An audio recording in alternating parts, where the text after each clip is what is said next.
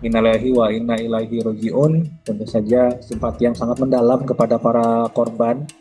Di hari ini Sabtu 6 Desember 2025,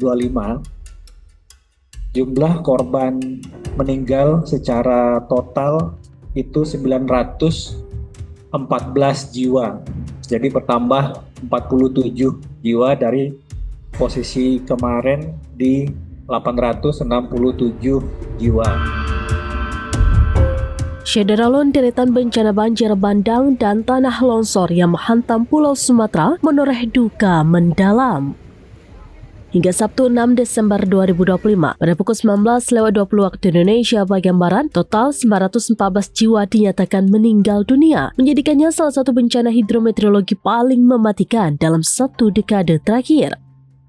Dari 3 provinsi terdampak, Aceh menjadi wilayah dengan korban tewas terbanyak, disusul Sumatera Utara dan Sumatera Barat.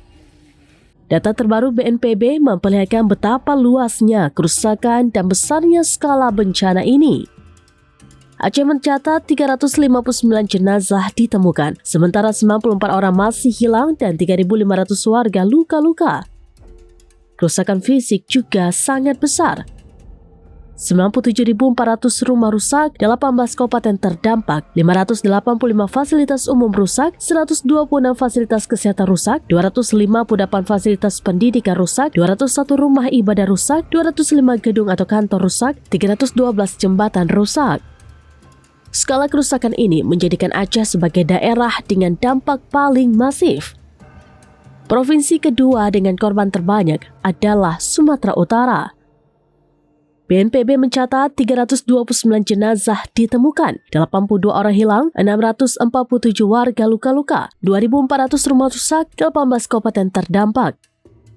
Kerusakan fasilitas meliputi 74 fasilitas umum, 1 fasilitas kesehatan, 54 fasilitas pendidikan, 19 rumah ibadah, 9 jembatan.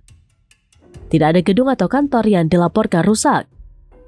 Di peringkat ketiga, Sumatera Barat mencatat 226 korban tewas, 213 orang hilang, 112 warga luka-luka, 5.800 rumah rusak, 16 kabupaten terdampak. Fasilitas publik yang rusak antara lain 362 fasilitas umum, 28 fasilitas kesehatan, 210 fasilitas pendidikan, 124 rumah ibadah, 17 gedung atau kantor, dan 64 jembatan.